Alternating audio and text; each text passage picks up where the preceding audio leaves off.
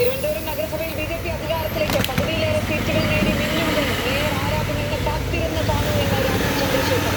ഇരു മുന്നണികളെയും കൈവിട്ട തലസ്ഥാന ജനവിധിയിൽ ഞെട്ടി എൽ.ഡി.എഫും യു.ഡി.എഫും.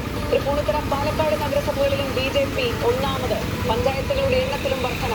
തലസ്ഥാനത്ത് 7 മുൻപേ സ്ഥാനാർത്ഥികളെ പ്രഖ്യാപിച്ച് രംഗത്തിറങ്ങിയിട്ടും മൂന്നാമതായി യു.ഡി.എഫ്. നമുക്ക് വളരെ സന്തോഷിക്കാവുന്ന ഒപ്പം തന്നെ അഭിമാനകരമായിട്ടുള്ള ഒരു സമയമാണിത്. അത്രയും സന്തോഷവും.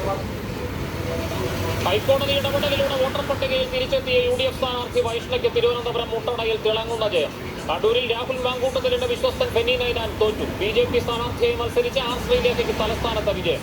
യു.ഡി.എഫിന്റെ ശബരിനാഥനും ജയം. മുനമ്പം സമരം നടന്ന പള്ളിപ്പുറം പഞ്ചായത്ത് വാർഡിൽ ബി.ജെ.പിക്ക് ജയം. പയ്യന്നൂർ നഗരസഭയിൽ സി.പി.എം വിമതനായ മുൻ ബ്രാഞ്ച് സെക്രട്ടറി സി വൈശാഖ് ജയിച്ചു. കൊടുവള്ളിയിൽ എൽ.ഡി.എഫ് സ്ഥാനാർത്ഥി കാരാട്ട് ഫൈസലിന് തോൽവി.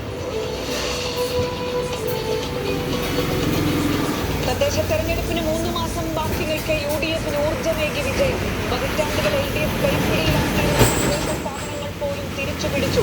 കൊച്ചിയടക്കം കോർപ്പറേഷനുകൾ പിടിച്ചത് തിളങ്ങുന്ന ജയത്തോടെ. കൂട്ടായ പരിശ്രമത്തിന്റെ ഫലമെന്ന് കെ.പി.സി.സി അധ്യക്ഷൻ സണ്ണി ജോസഫ്. യു.ഡി.എഫ് ചരിത്ര വിജയത്തിലേക്ക് കുതിക്കുകയാണ്. കൂട്ടായ പരിശ്രമം, നല്ല മുന്നൊരുക്കം, നല്ല സ്ഥാനാർത്ഥികൾ, കഠിനാധ്വാനം, അതിൻ്റെ എല്ലാം ഫലമാണ് ഇപ്പോൾ വന്നുകൊണ്ടിരിക്കുന്നത്.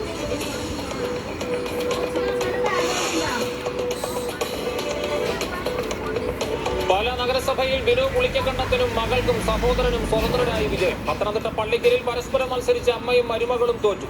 ഉരുൾപൊട്ടിയ വയനാട് അട്ടമലയിൽ എൽ.ഡി.എഫ് സ്ഥാനാർത്ഥി ഷൈജ ബേബി വിജയിച്ചു. പത്തനംതിട്ട സീതത്തോട് പഞ്ചായത്ത് ആങ്കമൂഴി വാർഡിൽ നറുക്കെടുപ്പിൽ യു.ഡി.എഫിന് വിജയം. വി.എം ബിനുവിന് പിന്മാറേണ്ടി വന്ന കോഴിക്കോട് കല്ലായി വാർഡിൽ കോൺഗ്രസിലെ കാളക്കണ്ടി ബൈജുവിന് ജയം. നഗരഗ്രാമ വ്യത്യാസമില്ലാതെ യു.ഡി.എഫ് തരംഗം. മധ്യ തെക്കൻ വടക്കൻ ജില്ലകളിൽ ഒരുപോലെ കുതിപ്പ്. മധ്യ കേരളത്തിൽ നഷ്ടപ്രതാപം തിരിച്ചുപിടിച്ചു. ഉരുക്കുകോട്ടയായി മലപ്പുറം. കോട്ടയത്തും കണ്ണൂരും ഇടുക്കിയിലും ആഞ്ഞുവീശി യു.ഡി.എഫ് കാറ്റ്. 2010 പോലും ഇത്ര വലിയ വിജയം ഉണ്ടായിട്ടില്ലെന്ന് കെ.സി. വേണുഗോപാൽ ഏഷ്യാനെറ്റ് ന്യൂസിനോട്.